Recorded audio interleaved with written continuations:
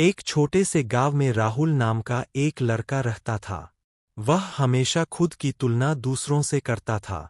उसके दोस्त कोई पढ़ाई में अच्छा था, कोई खेल में, तो कोई बहुत टैलेंटेड था।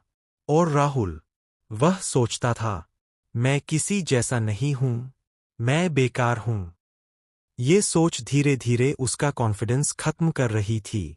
एक दिन उसने फैसला किया, वह एक ज्ञानी साधु के पास जाएगा। साधु के पास जाकर उसने कहा, गुरुजी, मैं बहुत परेशान हूं। मुझे लगता है मेरी कोई कीमत नहीं है।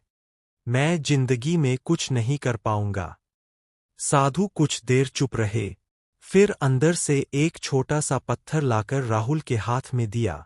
उन्होंने कहा, इस पत्थर को बाजार में ले जाओ, लेकिन इसे बेचना मत। सिर्फ लोगों से पूछना, वे इसकी कितनी कीमत देंगे। राहुल हैरान था, लेकिन वह पत्थर लेकर बाजार गया।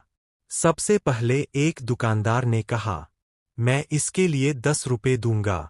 दूसरे ने कहा, 50 रुपए। राहुल सोचने लगा, इतनी कम कीमत क्यों? फिर वह एक ज्वेलरी की दुकान में गया। दुकान के मालिक ने पत्थर को ध्यान से देखा। उसकी आंखें बड़ी हो गईं। वह बोला, यह तो बहुत रेयर स्टोन है। मैं इसके लिए 50,000 रुपए देने को तैयार हूं। राहुल हैरान रह गया, एक ही पत्थर, लेकिन कीमत इतनी अलग क्यों?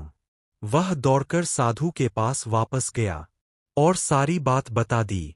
साधु मुस्कुराकर बोले, क्या पत्थर बदल गया? राहुल ने कहा, नहीं गुरुजी, पत्थर तो वही है। साधु बोले, तो फिर कीमत क्यों बदल गई? राहुल चुप रहा। तब साधु ने कहा, क्योंकि जगह बदल गई, और जो उसकी असली कीमत समझते हैं, वे अलग होते हैं। तुम भी बिल्कुल इस पत्थर की तरह हो। तुम अपनी कीमत नहीं जानते, इसलिए खुद को ऐसी जगह रख रहे हो जहां कोई तुम्हारी असली वैल्यू नहीं समझता।